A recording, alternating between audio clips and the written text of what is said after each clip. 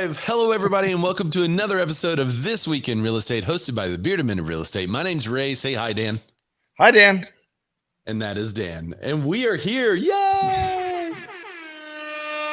We're here a little bit late today. We started about 30 minutes late because Dan is putting on a clinic. Yep. Some of you don't know, but Dan is also a softball dad.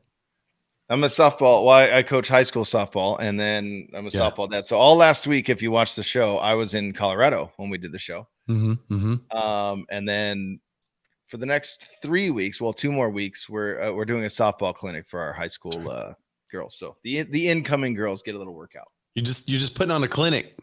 Putting on a clinic everywhere I go. That's right. Absolutely. That's right. All over the country. Well, thank you guys for joining us. We have a bunch to talk about. Before we dive in, we're live in 3 places. We're on Facebook, YouTube, and Clubhouse all at the same time. Melissa Marr, she's joining us on YouTube, so she could comment. She says, hello, gents. And then we could talk about her or her comment. So thanks for checking in. She says, Coach Dan. Let's just call him Coach from now on. What's up, Coach? Yeah, so funny little story. You got the shorts? No, I used to, but then come on. It gets dicey. You got to get that 4-inch inseam working. Well, but then there's a problem because, well, anyway, I have a shirt that says Coach Dan on the back, but nice. I was out playing some slow pitch softball. This is like 4 or 5 years ago. And usually people put their last name. So people weren't really paying attention. And they're just like, they thought my name was Coachton. Coachton. Nice. Well, thanks for co-hosting, Coachton. Yeah. We have a bunch of stuff to talk about today, and I'm going to try to get through it. I've got a cough button, so I can do this. And then you guys can't hear me cough like that. So I got one of those.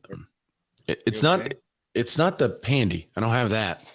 Okay. It's been negative every time I've taken it, but I've just got one of those stupid lingering coughs. It's like so annoying. I got no other symptoms.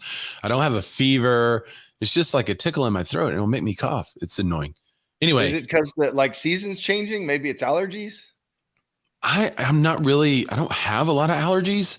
I mean, I tell everyone around me right now that it's allergies because I don't want them to think it's the other thing. You don't want to freak out. Right. Right. You can't cough in public these days, and that's not acceptable. Oh, I know. When we flew to Colorado there and back, and either way though, you hear someone coughing, you're all, back up. All right. So we got a bunch to talk about today. We're talking about the rapid rise in mortgage rates and what's happened to that. We've been seeing it go up and up and up and up every week. Oh, I just had a light turn out. That'll be interesting. Hopefully this one will survive. Yeah. We've been talking about that week to week, and something big happened to it. So we'll talk about that. Mortgage demand, it did drop despite what's going on in the rates. I hear a little bit of an echo, Dan. I don't know where that's from. My Clubhouse is muted. I don't know. No, I don't know. We're also talking about the new home cost of new homes. There's a housing shortage that we've been talking about since when? 3 years ago? 2 years ago? Wait. Mm-hmm. Wait, we can get into this later, but I sent a video that says we're overwhelmed. Everywhere is up 300%. There's more inventory than ever. Well, I mean, some would say more inventory than ever, and it's going to crash. Others would call it an easing. So we'll talk about that. Okay, good. We also have a special guest, Dusty Martin, who's a fam of the show. She's part of the contributors group. She's in our contributors chat. She sends us articles when we're having a slow day. She's joining us live today. And the reason is because we have 2 articles to highlight from Arizona, and she is our resident Arizona expert. One of them is that Arizonians. Yeah. Arizona's out of water. So we're going to talk about that. They're running out of water, right, Dusty? I'm seeing that. Well, you know why? They're running out of water. They can't build anymore because there's absolutely no water. So she's going to join us later in the show to talk about that and the realities of it, because the sensational headline says Arizona's out of water. So it must be out of water. Well, so what happened was the mass exodus from California. We like to use way too much water. We don't have any water. So we all left here and used all their water. So everyone knows Californians are heavy drinkers. So they went there and drank all of Arizona's water. The other thing that we're going to talk about Arizona is that maybe it's because they're out of water, but all of the houses are now seeing 50% price cuts, right, Dusty? Oh my gosh. I might be sensationalizing a little bit. Dusty can't wait to get in. She's like, look at it. She's like, oh my gosh, she's chomping at the bit. So we're going to talk about how Arizona is out of water and all the houses are 50% off. And maybe that may be a stretch. And then lastly, we're talking about the commission lawsuit. So Inman is doing a multi-piece article, and I thought it was pretty good. So we'll dive into that. There's 2 pieces that they've done so far, and we're just going to kind of talk about a broad overview. I want to get opinions of realtors that are in the chat on YouTube, that are joining us on Clubhouse. I want to hear what you guys think. But these are the 2 lawsuits that it's highlighting. Is the one in Missouri and the one by Mueller. Is that the guy's name? Anyway, that's the bigger one. That's going to talk about they're trying to get into 20 MLSs and make it a class action suit as well. So we're gonna hear the rebuttal. Finally, we got a little bit of a rebuttal from the NAR and from those some of those groups. So we get to talk about that a little bit too. Wait, the gun lobby is checking in on this real estate? That's the NRA? Oh, I thought it was National Association of Rifles. It's not an association of. I mean, the rifles should get together and talk about how they've been blackballed because they need they need to have a conversation. They need to get their stuff together. Howard, he's joining us from Israel. What's up, man? He says, "Oh no, he's got the pandy." Oh, well, hopefully you get to feeling better fast, buddy. I like your new headshot. Melissa Mars says his legs were too distracting for those shorts. She's talking about Daniel. Not Howard's. Mine. No, well, maybe. What? Maybe. How long are your shorts, Howard? That's a good question. There you go. What kind of show is this? Oh, yeah, that's right. What kind of show is this? Well, anyway, thank you guys for joining.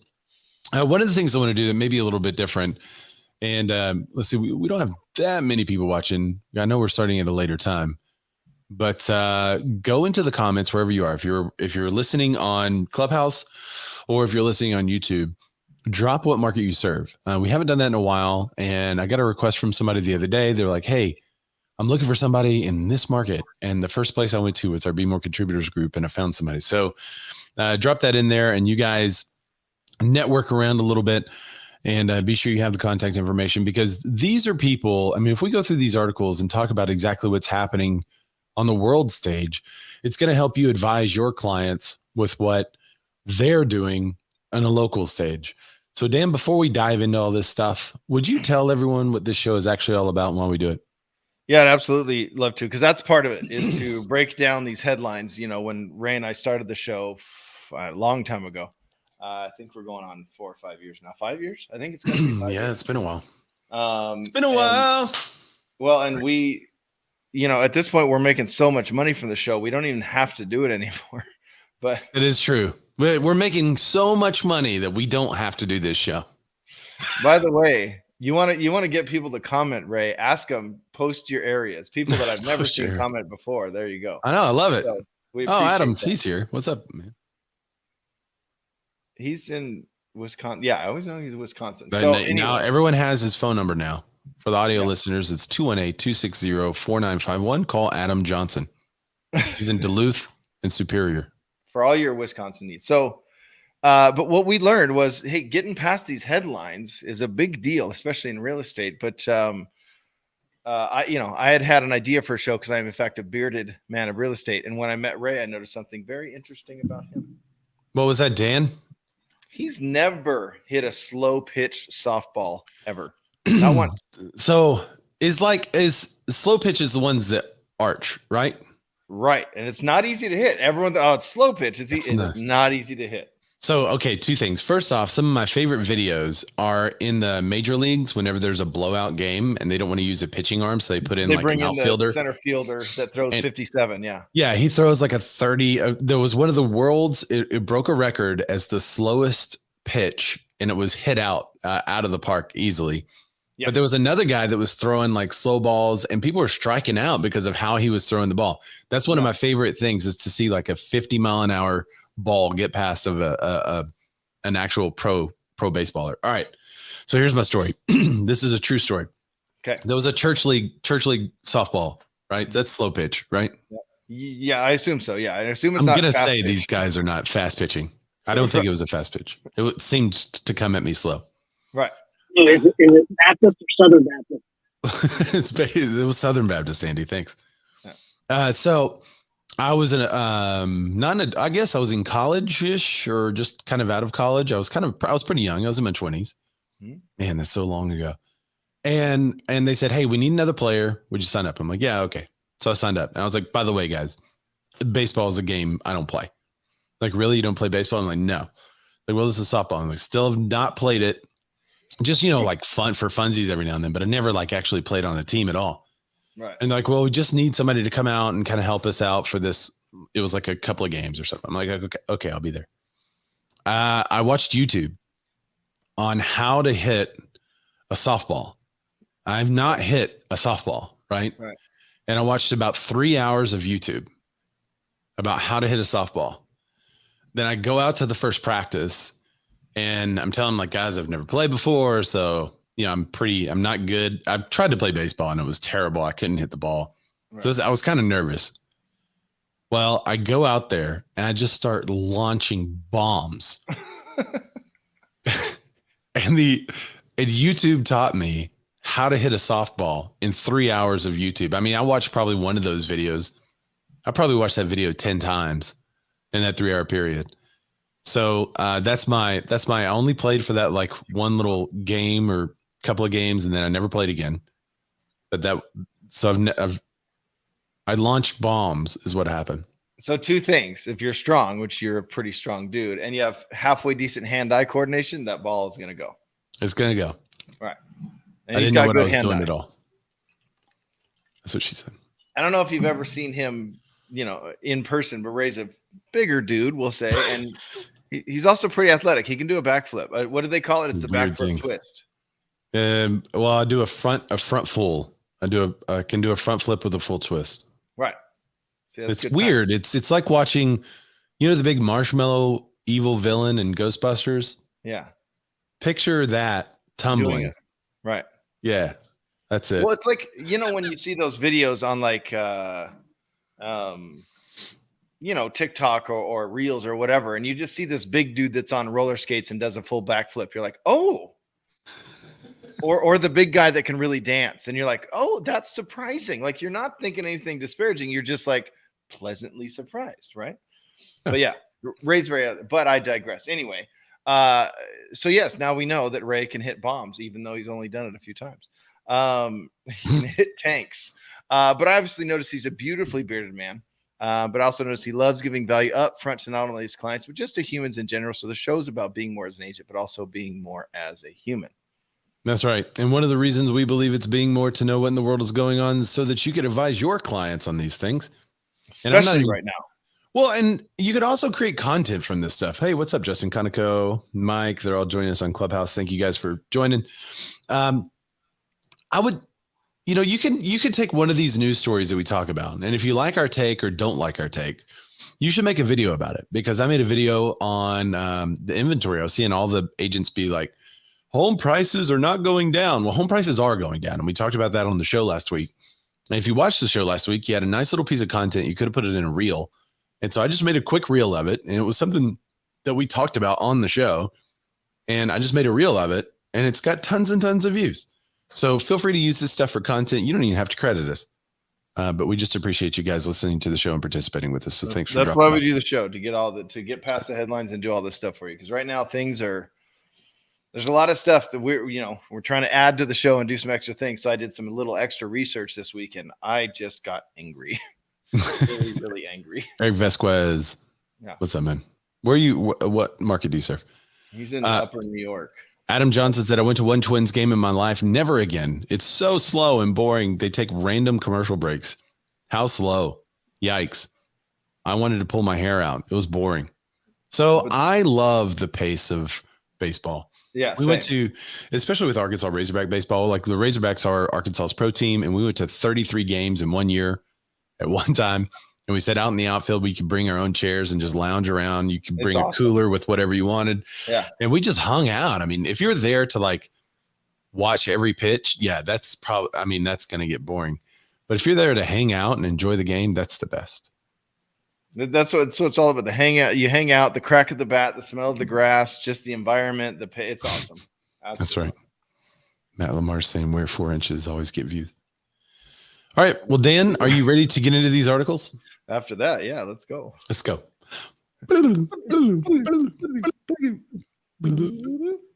Man, we're getting good at that. I know. You'd think after 4 years, we should have it down. Should. But we're also, 2,000 miles away. Pretty good timing. That is not bad. Yeah. I think people forget that, by the way. I think Matt LaMarche is just commenting on everything he sees on the camera. Right. Cat butt. Pretty soon he'll be like, "You're drinking."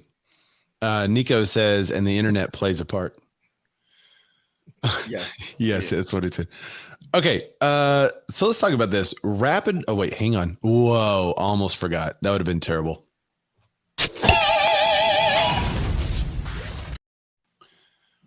Are y'all ready for this? Rapid rise in mortgage rates stall. Interesting. Last week there was an article that we kind of covered, but it was talking about how rates are going up to 6% and should be going even higher and higher. But look, they just stalled. Yeah. Quick rise in mortgage rates over the past few weeks is taking a pause.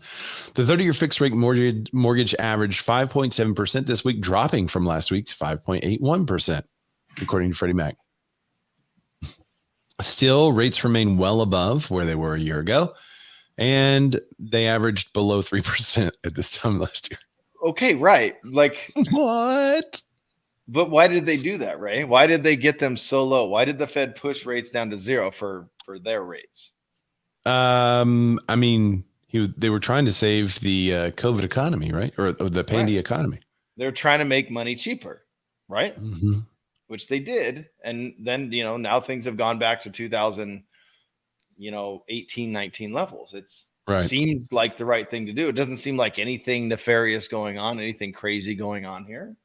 Oh, it's totally nefarious. Where's your tinfoil? You need to wrap that up. I'll put the pug on my head, I guess. The rapid rise in mortgage rates finally paused, largely due to the countervailing forces of high inflation and increasing possibility of economic recession. Dun, dun, dun. There's the cough button. Nice. No, I had to use the cough button. It's so annoying. Sam Carter, this is Freddie Mac's chief economist, is the guy that said that. They said the pause in rate activity should help the housing market rebalance from the breakneck growth of the seller's market to a more normal pace of home price appreciation. What did he say? A normal pace of home price appreciation. He didn't say depreciation. It's just a normal pace, just normal pacing back to how things go up, the 2 to 3, maybe 5% a year. Normal. Matt Lamar said, the sky is falling, according to every agent I follow on IG. Yeah. Well, why are they saying turn that, on Matt? notifications when I post, Matt. Why are they saying? Are they saying that the sky is falling because they want to help their clients or because they want to get views? I think most people are after views. Right. Which is really, really unfortunate. And part of the reason that I got so angry this week reading articles and watching videos on YouTube. Matt asked if the cough button has a cough on it. No, it's just a mute. It's a big red button that just says cough. Yeah. They do have those in radio, though. Yeah. Nico said they are fools. Not from his IG. It's normalizing. It's settling. It's good. So Adam Johnson said, slowing the home sale economy will cover the $3 trillion spent on the pandy that caused the inflation. What a joke. I mean, there's a lot of speculation about what is causing it. I haven't heard that the $3 trillion was part of it, but I guess it could be. I mean, you got to get that back from somewhere. We can't just print more money. Oh, wait, we do. Yeah, we do. We do that a lot. We just make more. All right. Let me see what's next on the docket. How's my audio to you, Ray? It sounds good to me. All right. Is it down? Is somebody saying it's low? Melissa sent me a message So Does she say you're quiet? if I'm too low, I can turn it up a little bit. Yeah, turn it up a little bit. Mm. I can also turn you up a little bit, but it turns up all sound. Checkity check. Yeah, yeah. That's better. Just a tiny bit. Just a tiny bit. I like that better. Okay. So next up, let's talk about mortgage applications. So the rates dropped, Dan. So won't mortgage applications go through the roof? Yeah.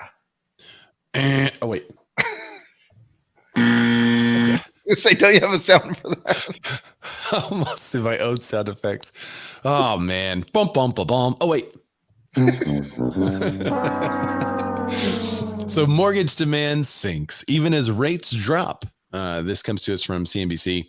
Apparently, the mortgage rate drop for the second week in a row didn't really help the mortgage applications. Rates fell 10 basis points last week and have declined 24 basis points in the last 2 weeks, but total mortgage demand dropped 5.4% from a week ago. The average contract rate, I'm going to skip that part. Mortgage rates, this is a quote. This is Joel Kahn. He's Mortgage Bankers Association, Associate Vice President of Economic and Industry Forecasting.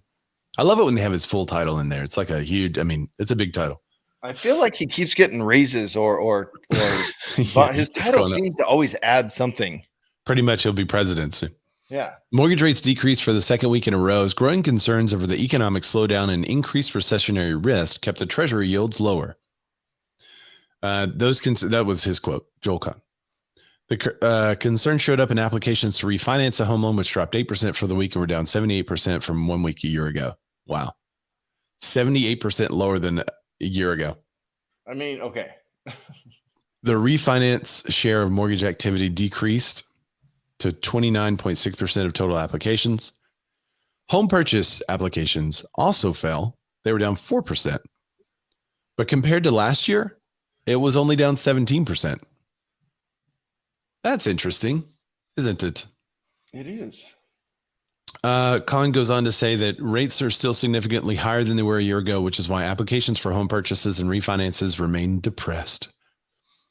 Purchase activity is hamstrung by ongoing affordability challenges and low inventory.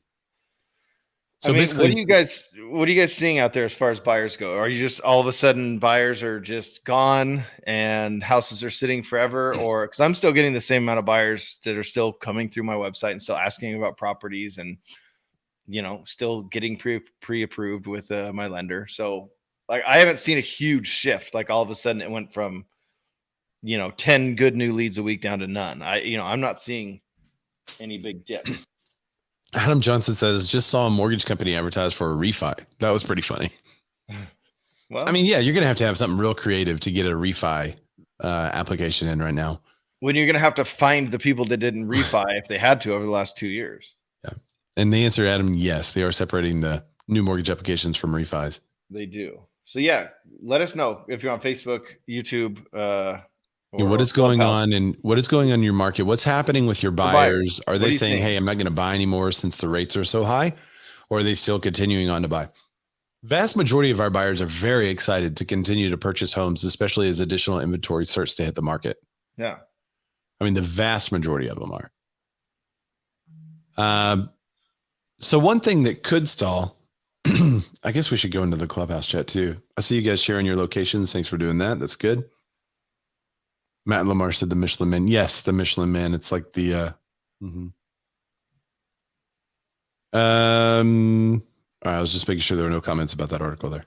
No, If you are in Clubhouse and you want to come up and chat, feel free. Just make sure you have a full bio filled out so the moderators can bring you up.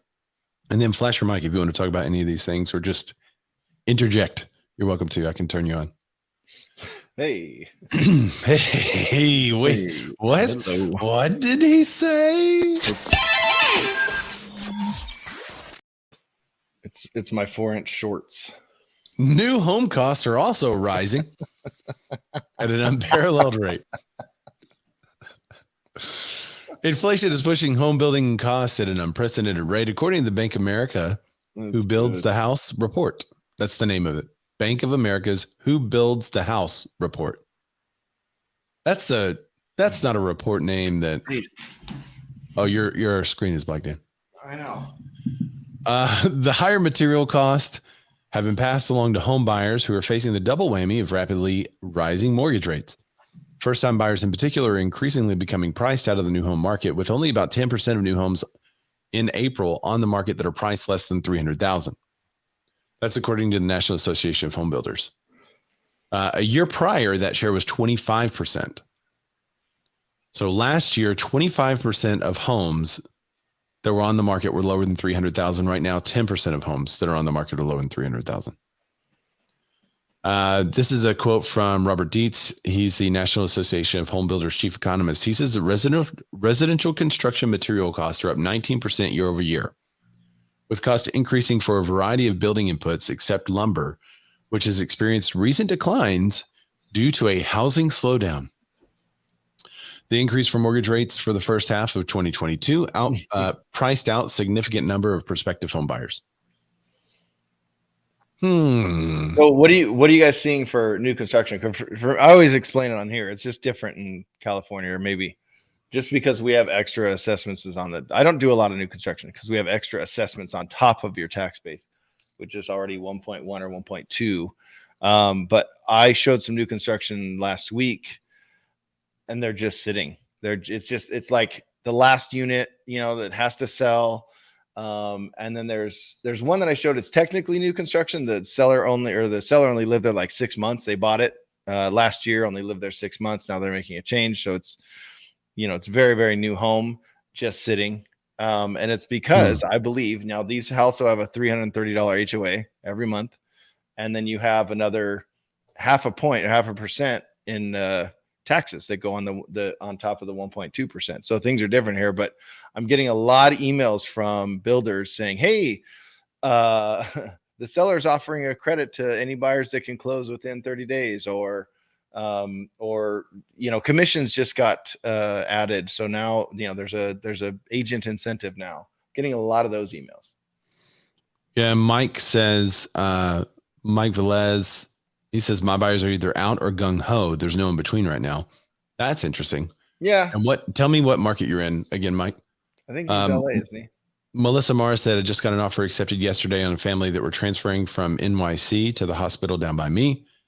It's bad enough she'll be commuting for 3 weeks before closing. Whoa. You heard it here first, everyone. Mass exodus from New York City. City's going to get Jay on the show. Yep. Get Jay back on there. You remember when they were talking about that during the pandy? That was the best, man. He was just on fire about it. Yeah, that was good. Yeah. Facebook user says, why is the HOA so expensive? That's a great question, because there's lawns to trim and bushes to cut back and a pool and I think a playground. And maybe actually they have a gym as well. So you don't have to pay for your pool. You don't have to pay for a gym. You don't have to cut your own grass. I don't know. I never can really justify the HOA in a community like that, especially when it's so high. But yeah, it adds a lot to the extra cost, where they can just go buy a resale home in not an HOA and get way more home for the same amount of money. Nico, he's in Jersey. He says, I'm heavy listings. My buyers are just showing at lower price point due to the rates. For us, nothing's changed. Matter of fact, I'm busier now than I was 3 months ago. There you go.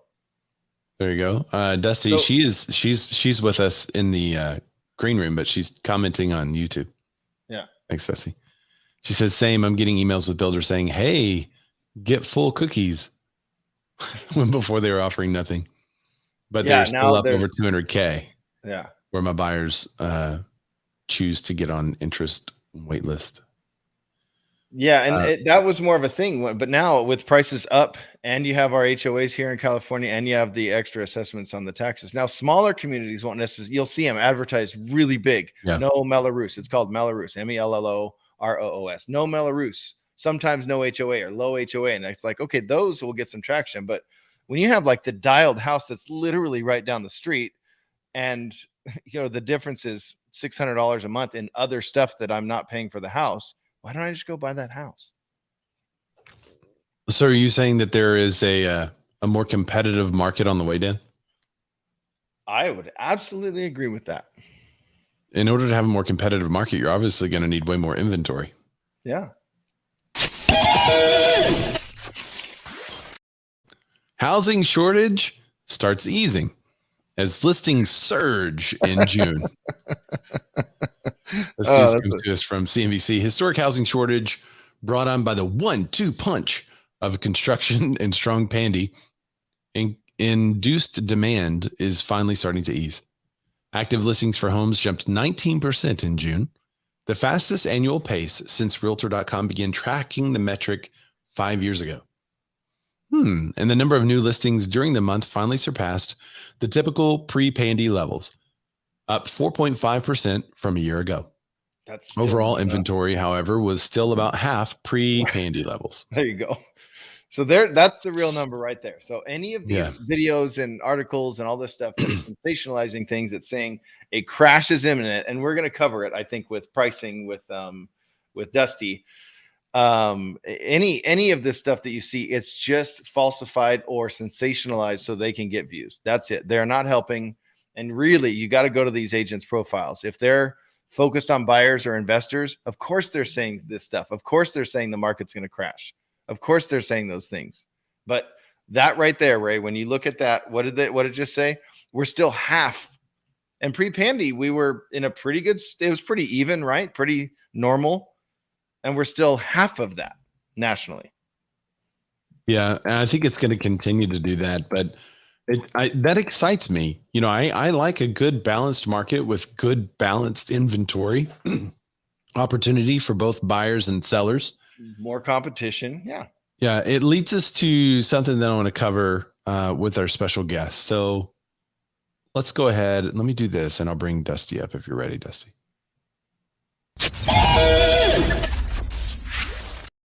Everybody, welcome to the live stream. Dusty Martin. What's up, Dusty? Yay! Hi. I'm sorry, I don't have a beard. Oh.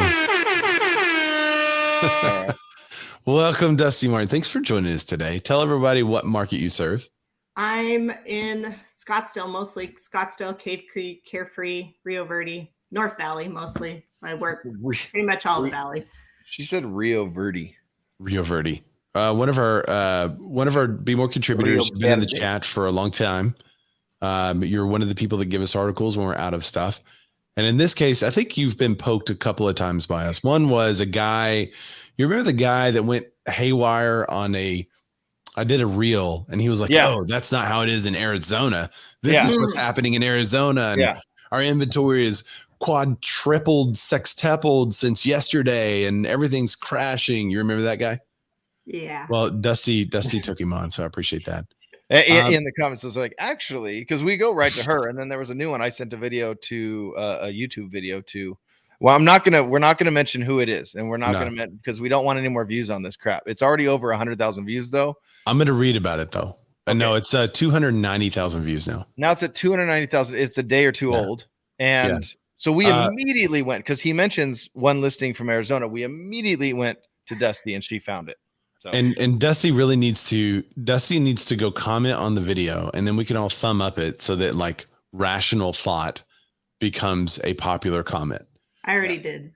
Okay, good. All right, I'm going to go find it. So basically he's saying that 50% of the listings in cities like Phoenix, Seattle, and Salt Lake have now reduced prices. Sellers are getting desperate in these cities and want to liquidate before the 2022 housing crash gets worse. Liquidate. And so he's saying a crash is going to happen in 2022.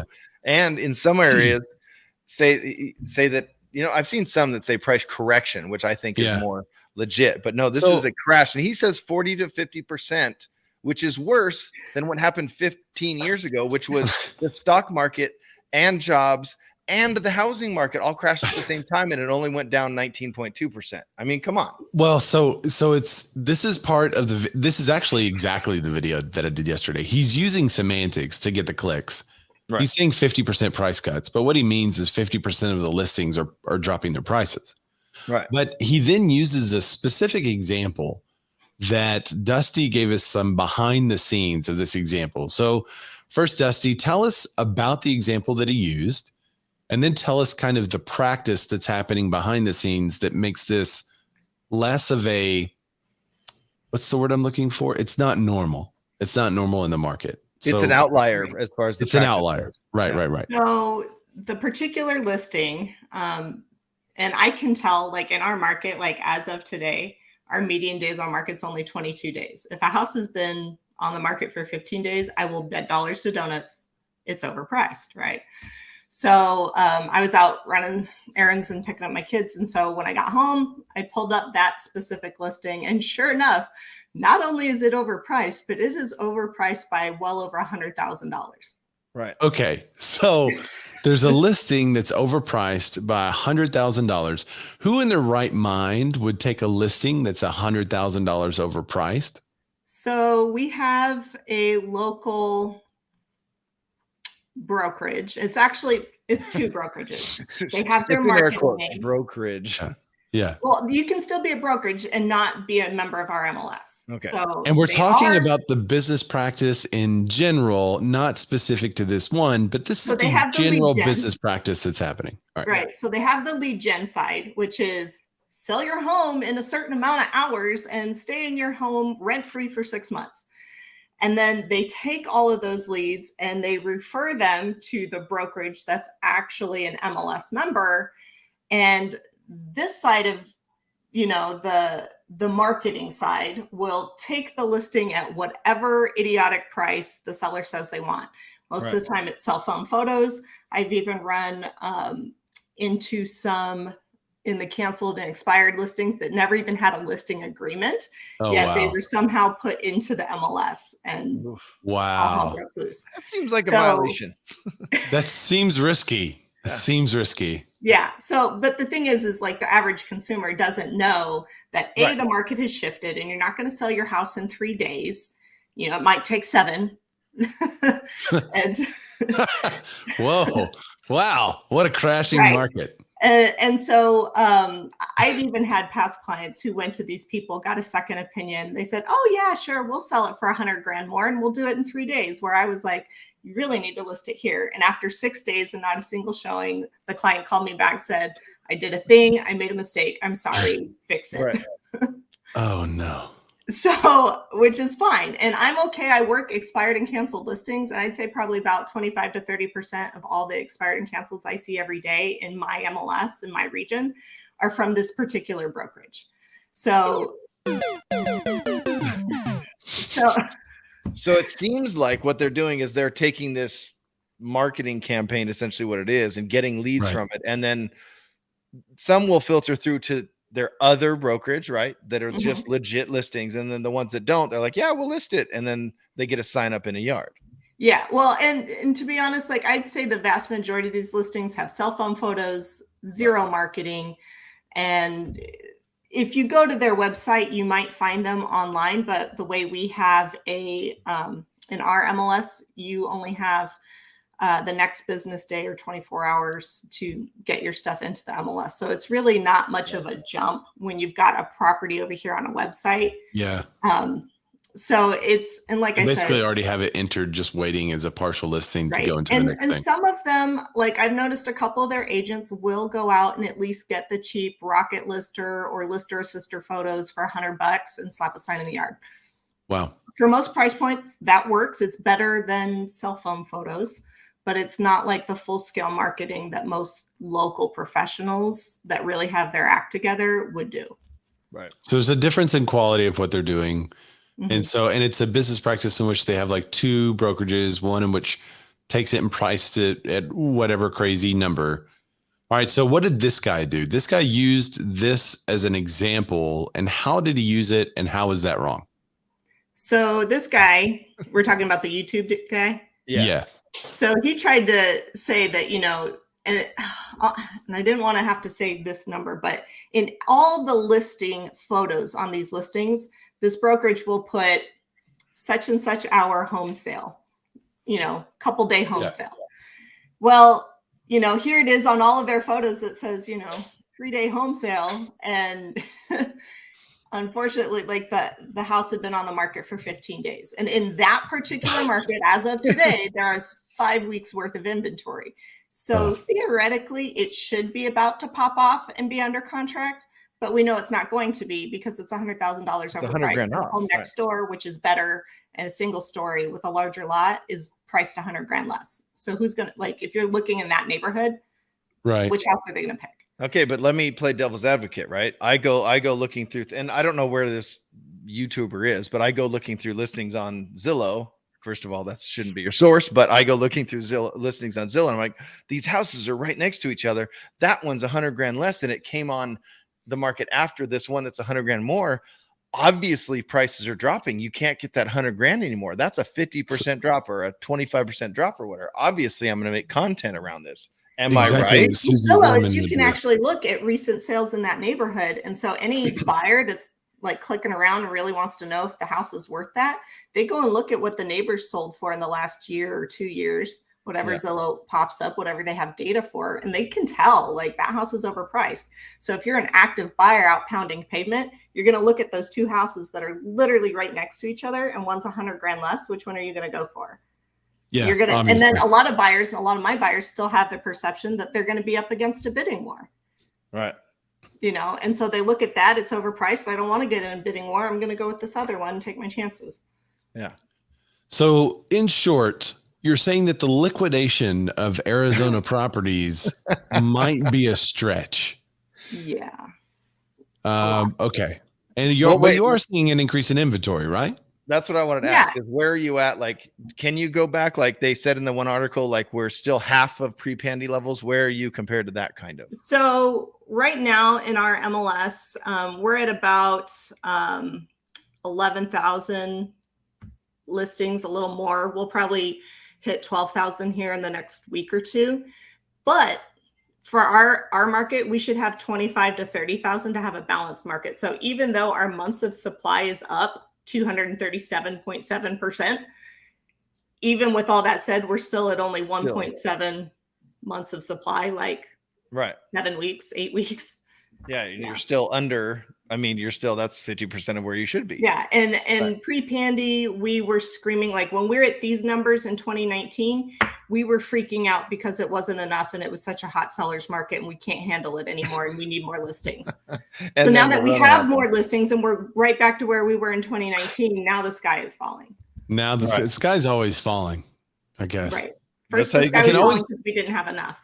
I can always tell an avid listener of the show because when they talk to me about the pandy, they say pandy. It's really funny. I was talking to another agent lately and they were like, oh yeah, the pre-pandy levels. I'm like, you watch the show? And they're like, yeah, we do. It just gets in our vocabulary. So thanks, Dusty, for keeping it clean for the YouTube so we don't get slapped with censorship. Well, so that's good news that your market is not crashing, but it's really too bad in a way because you're totally out of water. That's right. Next up on the docket, the water wars have come to the suburbs. A community in Scottsdale, Arizona is running out of water. Amid the finger pointing, the real question is, how many developments will be next? So Arizona is desert and they're out of water. They can't build anymore. And they have different types of communities with different availabilities of water. And they're hauling water. They have communities in which the person living in that community has to haul the water to their house, right, Dusty? And then they have communities that actually have piped water. So tell us about this article. It's in the New Yorker, and you were the one that brought this to our attention, and you're like, oh my goodness, this might be wildly inaccurate. So what's wrong with the story about the water wars in Arizona? Okay, so let me just start off by saying a lot of the facts and the sources she cites are not technically wrong. What is wrong is A, her assumptions, and B, leaving out a lot of big factors and facts that have to do with that. Context, additional context that could answer the questions. The important context.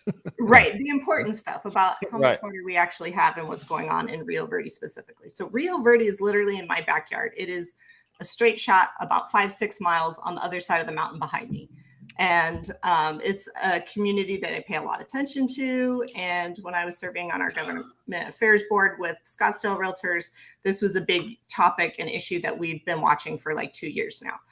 And so basically in Rio Verde, it is kind of in a basin near the Salt River.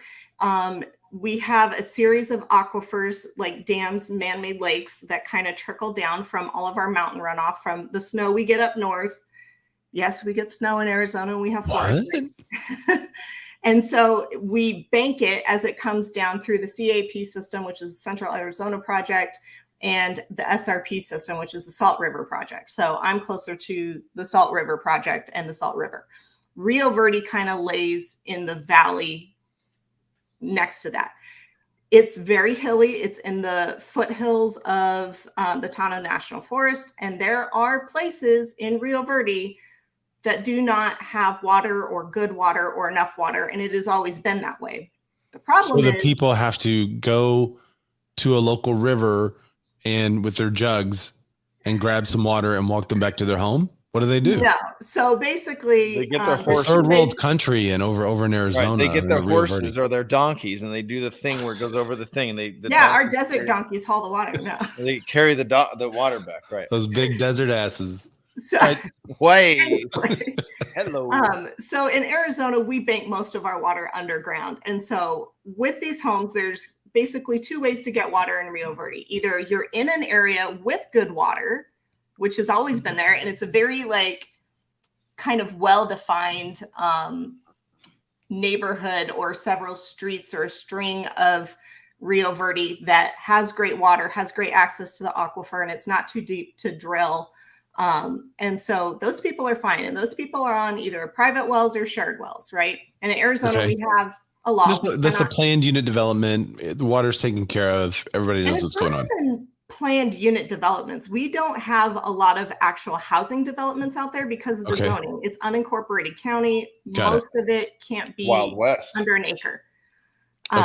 It's rural residential. The other side of the community that isn't like tapped into the aquifer, the land is still for sale and developers still go and build like 2 or 3 homes. They buy them in a lot usually and split it into about 4 to 5 different properties of about an acre. And then they will put hauled water on it because water.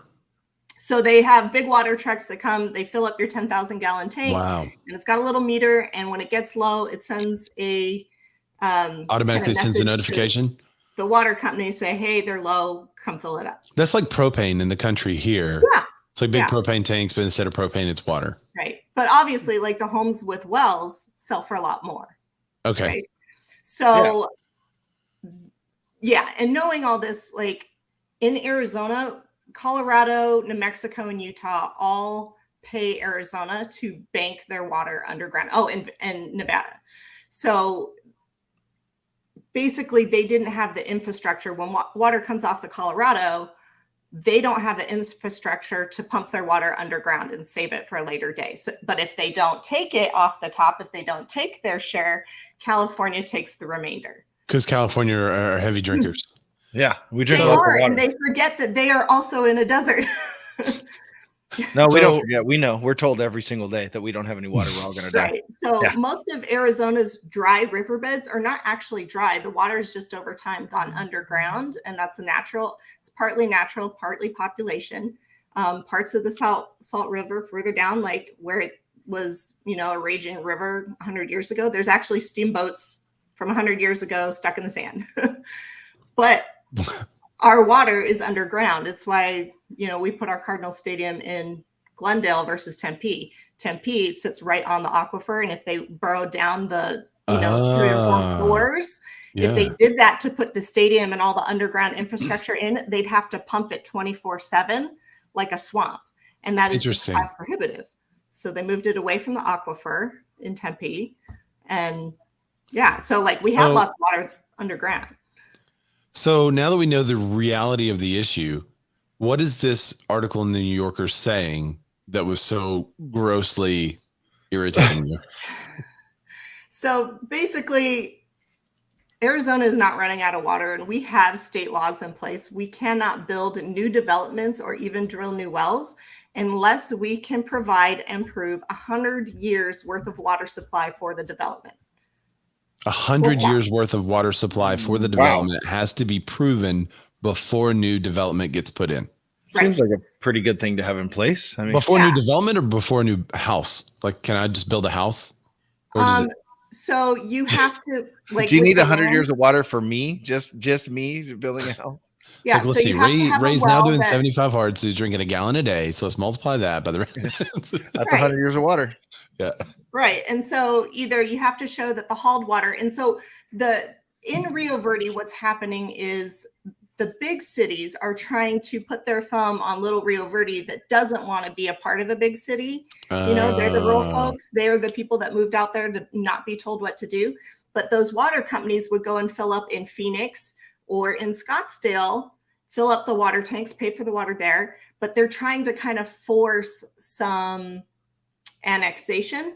Got And it. so if you want our basi- water, you have to be a part of our city. Right. Right. And Even though they're paying for the water. Don't betray the That's- family. Yeah. So what happened is the Rio Verde residents got together and said, hey, why don't we just petition the state or our county to start a private water district, meaning like pay a private water company to build our infrastructure and provide our water. A lot of, more rural places in other cities like Peoria and Glendale do this. Santan Valley is a perfect example.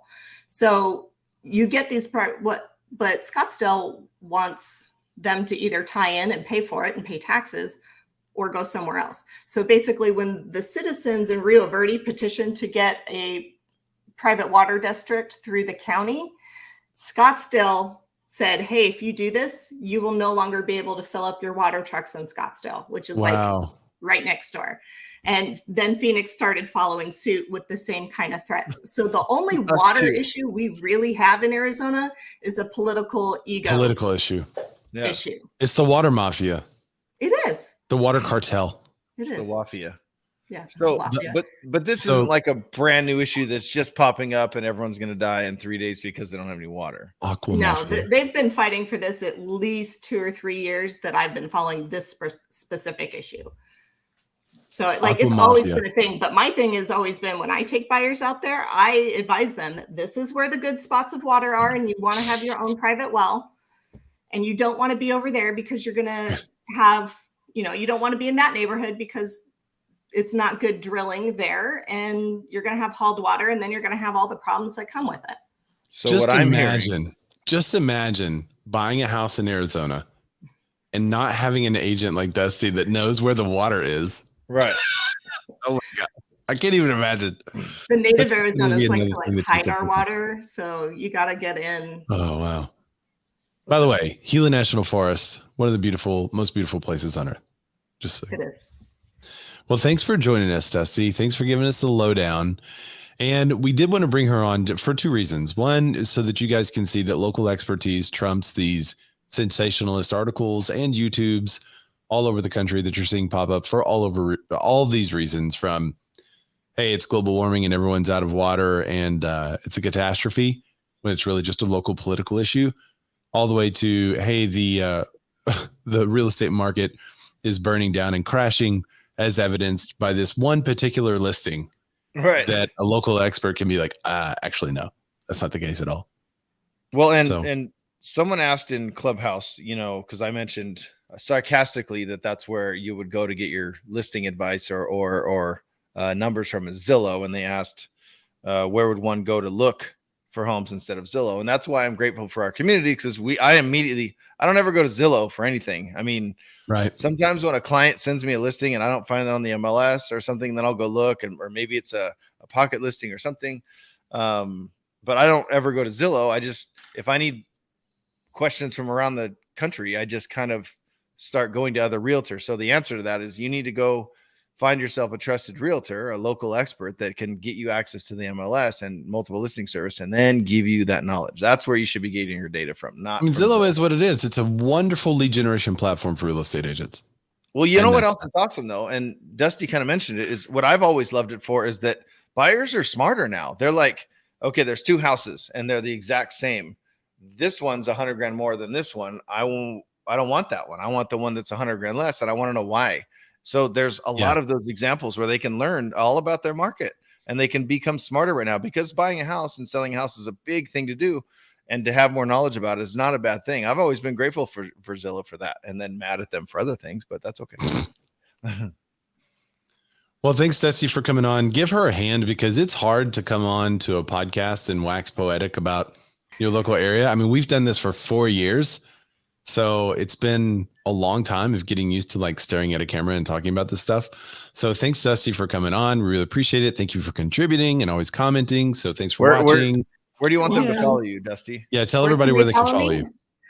Dusty Martin Realtor, pretty much everywhere. Instagram, YouTube, all kinds of stuff.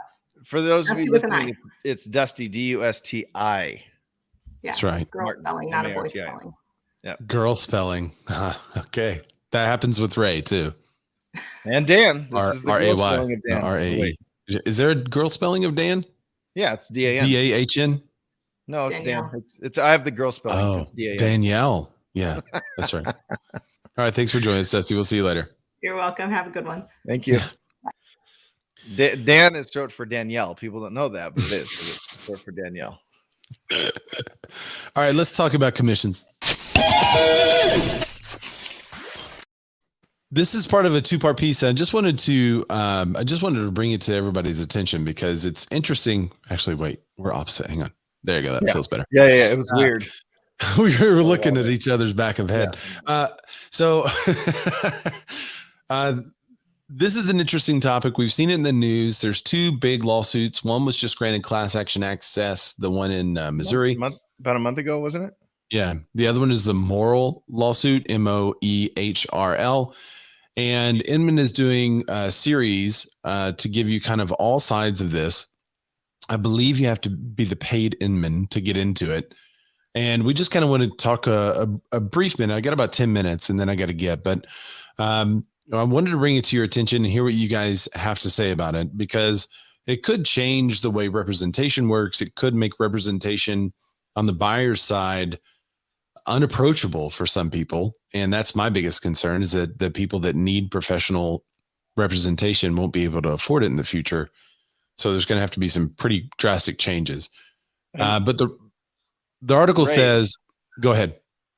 I was just going to say, read, make sure you read not just that headline, but read the title line as well. I mean, that's intense, dude. Yeah. It says radical and doomed. The case against the bombshell Moehrl suit. The real estate establishment's latest salvo against the so-called bombshell buyer's agent case is a sprawling 3,000-page argument against granting class action status in the Moehrl federal lawsuit.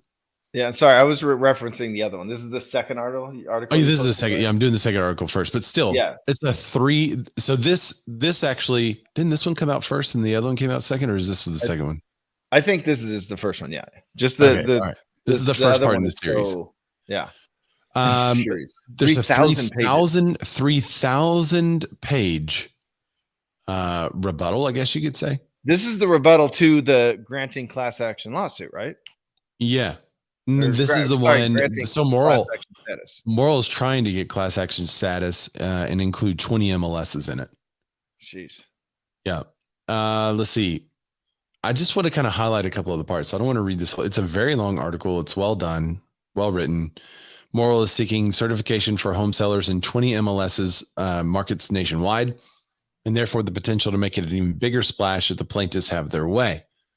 Last month, the real estate establishment pushed back following a sprawling legal document, which you can read, that runs. Actually, I'm going to drop this into the comments so that you guys can actually, if you just wanted to peruse 3,000 pages of legal argument, there you are.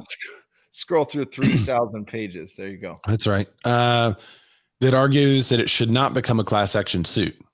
Among other things, the lawyers for the NAR and other defendants make the case that there's no proof the sellers would have saved money in a world in which they didn't cover the cost of buyer's agents. Well, at some point, there's so many questions because it's who is going to pay for that. If they would, in my opinion, they'd have less buyers looking at their home if there's less buyers that can pay that commission. Yeah. And they'd have to pay for representation. Sorry, I had to hit the cough button. I don't think it works if I announce that I hit the cough button. But it adds to the charm of the show, though. yeah. It's show charm. That's what we're about. Right. That's what we're looking for here. Let me drop this down so I can make it bigger and read through it here. So every transaction is unique. So this is one of their arguments. The defendants argued that the plaintiffs were attempting to characterize a highly localized, individualized process implemented by hundreds of thousands of independent contractor real estate agents as supposedly common uniform of conduct in which all agents and consumers make precisely the same decisions and evaluate homes, pricing, contract terms, and service offerings in the same way. I think this is one of the biggest winning arguments. I mean, is right there. Yes, thank you. And this is what we said on our show is that in order to be a class action, it would seem that everything has to be the same. And that's not the case. But in the last class action suit, they said that it did not necessarily have to be the same, that there just had to be, what was the term? Something in the law, a theory of law that was similar. So, but their argument is every buyer and seller are unique. Every property is unique. Every home is unique. Every transaction, including the negotiation over commission amount, is unique. Each plaintiff would need to show that absent the rule, he or she would have demanded that the listing broker accept a smaller commission and that the plaintiff actually agreed to pay. And that if each plaintiff's listing broker would have acceded to that amount. So basically it's saying that the plaintiffs have to show that every seller would, absent this quote unquote rule, would have said, well, I don't want to pay you that much. And then every real estate agent would have had to say, okay, I'll work for less. Every single time. Yeah. Each plaintiff would also need to show that absent the rule, his or her listing broker would have agreed to list the house for sale with an offer of cooperative compensation to the buying broker. That purchaser of each of their homes would have had to agree to compensate his or her broker out of their own pocket. Right. Or would have foregone using a buyer broker entirely. And that each purchaser had the means to do so, complete with the purchase of the same ultimate purchase price. Or they would have to assume that this buyer is going to come in and buy the house without any representation and just go through this entire process, unprotected. That's awesome. How many lawsuits would come out of that? Most critically, how will the plaintiffs establish that in the absence of the cooperative compensation rule, sellers in the punitive class would have acted differently? In other words, how will plaintiffs prove at a class trial that class members would not have offered the same cooperative compensation to the buyer broker short of a mini trial with questions posed to each seller? So basically, they're saying that each individual contract, each individual situation is different. And because of those individual situations and contracts and agents and brokers are different, it can't possibly be a class action suit. I mean, even if, Ray, you're an investor and you want to sell off your entire portfolio of 100 homes, every single home is different. I comp them all differently, even if they're in the same neighborhood, same area, same city, same state, whatever. They're all different. Every single scenario is different. Amenities, every single thing is different. There's nothing the same about any of those. You can't. How come the NAR didn't file this in the Missouri case? Maybe they're waiting. Maybe I don't know. So I'd love to know some of your opinions on this issue. There's a bunch more that we could kind of get into. I don't know if some of y'all have read this, if you haven't read this, but I'd love to hear what you guys think about this lawsuit. So feel free just to start chatting if you're in Clubhouse. Drop a comment if you're not. And why are they pushing so hard for class action? Is it just to get a settlement? Why? Because in my mind, it's impossible to get it to be a class action. It's not. Class action is like everyone who bought a Kia, whatever. I don't want to say a specific car, but everyone who bought that and the airbags went off and the passenger seat cost you a bunch of extra money. Okay, cool. Every single car that was manufactured between these 3 years, the same way, by the same plant, by the same people. There you go. Just bring it in. We'll give you new airbags. Right. Or here's those are all the same. Credit.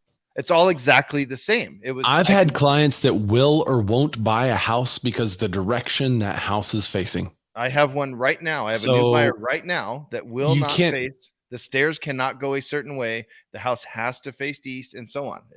You cannot tell me that every house, every property is not unique, because literally every parcel is unique and there's not another one like it in the continent. Anywhere. There's the part 2 of this article is the long-standing conspiracy, why the bombshell commission suit matters. It just kind of talks. This one was also, I guess both of these were done today, part 1 and part 2. They say it's a week-long series. Title. Read that title one. So the title says long-standing conspiracy, why the bombshell commission suit matters. Millions of home sellers across the country may be able to seek billions in damages for commissions they paid to buyer agents between 2015 and 2020. So here's why it matters. So for all those buyers I helped for those 5 years, they're going to come after me? No, it's how? The people. So you're with Remax, right? Yeah. Yeah. Then I think you're named as part of the suit. Me specifically? Yeah. Yeah. As a matter of fact, as we scroll down this article, it's got all the pictures of everyone that's in it. And Adam is one of them. See, there's Alex Perillo.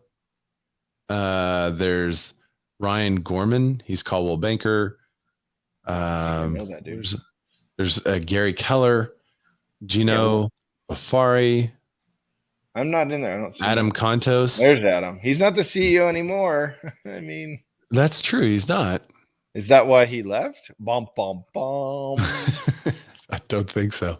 I mean, so there's a couple of quotes in here. And because inflated commissions market-wide are the primary anti-competitive effect of the challenged restraints, no individualized inquiry into whether a given seller in fact steered against or was even aware of the possibility of steering is needed. The harm to each class member flows from the higher commissions they paid as a result of the threat of steering. So basically they're saying the NAR and all these companies knew that steering existed and did it anyway, and didn't put anything in place to prevent steering. And it's kind of a weird, it's called illegal price fixing, that they were trying to get all the commissions the same, and that agents would steer away their clients from those that offered less commission. But then they're like, well, don't fix the commission at a single price because that's artificially fixed. But that would essentially prevent steering if everybody just offered the same amount. But now isn't the bigger issue agents that steer? So when I show a property, I just show a property. And if they like it and we're going to write an offer, and then I check out what the commission is. But unless it's $1, it's written as $1, I'm getting my commission. It's two, whatever it is. Are you asking individuals to take responsibility for their actions? Yes. Is that wrong? That's not. Yeah, that's not how we do things. Oh, okay. No. So don't do that. Let's go. Let's just keep letting, because I don't want to say steering's not a thing. I don't want to disagree with that statement, but to say because of I just never, if my client likes the house, they like the house. That's the one I'm going to get them. And that's the mentality that we have to have ethically. Remember, we're bound by a code of ethics, right? That's right. So wouldn't they? All right. Dusty has a good point too. She's in the chat. The whole lawsuit assumes that realtors are coordinated and like each other enough to collude on a massive scale. Right. Like I'm going to go, hey, Ray, do you have one coming up that's going to be 3%, the exact same house? You do? Okay, we're going to wait. I mean, this is interesting. Like each other enough. You would also have to approve. You would have to prove that the existence of discount brokers and commission negotiations did not happen, because it did happen. You could see that it did happen. You could see that not everything is the exact same price. Well, what about all those sellers that paid 1% to sell their home and successfully sold it and then offered 2% out? Or what about it just says sell your home for 1% and then they go, no, we meant on the listing side, but now we have to negotiate what you're going to pay on the buy side. It was negotiated. And he said, oh, okay, yeah, that's fine. I'm going to pay 3% total. Okay, that's fine with me. And then they sold their house. It was negotiated as part of a contract that they signed. Like, am I doing the individual thing again? Accountability. I'm sorry. Yeah, we don't do that. Nicholas Economides. He's a plaintiff and a professor. He's a plaintiff's expert and a professor at NYU's business school. He compared the U.S. residential real estate market with those of Australia and the Netherlands, United Kingdom, came to a similar conclusion. He found that those countries' buyer brokers are rare. typically paid by buyers, their fees are lower than the U.S., and the seller's broker fees are typically the same or lower than the U.S. According to Economides, the average buyer broker commission rates paid in those countries is 1.55%. And therefore, on the conservative assumption that absent the NAR rules, all buyers would have retained buyer brokers at the sellers paid buyer broker commissions. He compares to the sellers actually paid 1.55% benchmark, says that the total class action damages are 13.7 billion. If the court awards the treble damages, it could go up to 41 billion. 41 billion. Basically, he's saying that the difference in what sellers actually paid and what buyers would have paid is 1.55% versus whatever their number. I don't know what their average that they found was. I couldn't find that in the article. So, okay. Based on what other countries have done with totally different economies and totally different earnings and wages and a less desirable real estate market. Less desirable real estate market and homes that are 450 years old and free healthcare in a lot of these countries. So you're going to compare all of that the other way. You're going to compare all of that to what we do here. Okay. And then make your plaintiff expert decision. Oh, right. Well, in Australia, a completely isolated island with tarantulas the size of cars, that can just walk right into your house. Yeah. That we should compare that to Utah. It's the same.